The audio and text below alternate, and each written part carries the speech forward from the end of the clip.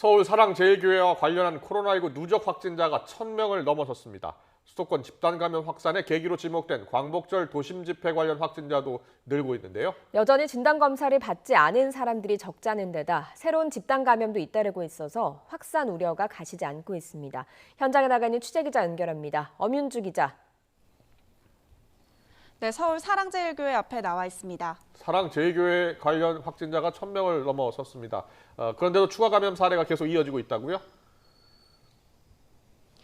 네, 어제 정오 기준 방역당국이 집계한 사랑제일교회 관련 누적 확진자는 1,018명입니다. 그제보다 40명이 추가된 겁니다. 지난 12일 첫 확진자가 나온 이후 17일 만에 1,000명을 넘어선 건데요. 확진자는 수도권을 중심으로 퍼져 있는데 오늘 0시 기준으로 서울시에서는 3명 늘어 누적 확진자는 592명이고 경기도는 326명으로 집계됐습니다. 하지만 여전히 연락두절, 검사 거부 등의 이유로 교인들의 검사가 빠르게 진행되지 못해 N차 감염은 계속될 것으로 보입니다. 특히 방역당국이 파악한 교인 5,900여 명 가운데 검사를 받은 비율은 30%를 웃도는 수준에 불과해 일부 지자체는 검사 거부 교인들에 대해 법적 조처와 함께 구상권도 청구하겠다고 강조했습니다.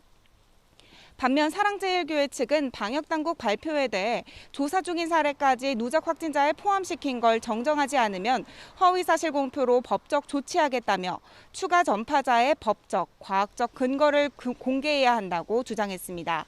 그러면서 이런 식의 발표를 계속한다면 정은경 중앙방역대책본부장에 대한 민형사상 조치에 착수해 책임을 엄중히 묻겠다고 덧붙였습니다. 광복절 도심 집회와 관련한 감염 사례도 계속 이어지고 있죠.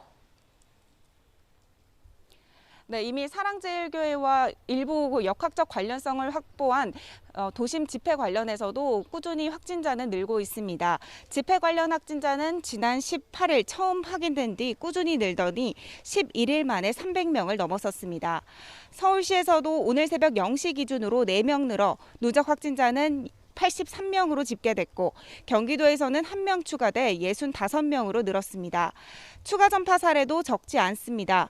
집회를 다녀간 확진자가 교회를 중심으로 추가 전파를 일으킨 건데요.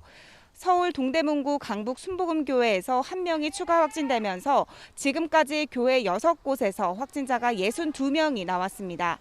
이처럼 수도권 곳곳에서 새로운 집단 감염이 잇따르고 있어 언제든지 확진자 수는 증가할 수 있습니다. 여기에 광복절 집회 관련 확진자 역시 절반 가까이가 60대 이상일 정도로 고령층의 비율이 상당히 높습니다. 치명률이 높은 60세 이상 확진자 비율이 늘면서 사망으로 이어질 가능성도 높아져 우려가 커지고 있습니다. 방역당국은 확진자 발생과 사망자 발생까지의 시차를 고려하면 사망자 수가 앞으로 더 늘어날 것이라며 긴장의 끈을 놓지 못하고 있습니다. 지금까지 서울 사랑제일교회 앞에서 YTN 엄윤주입니다.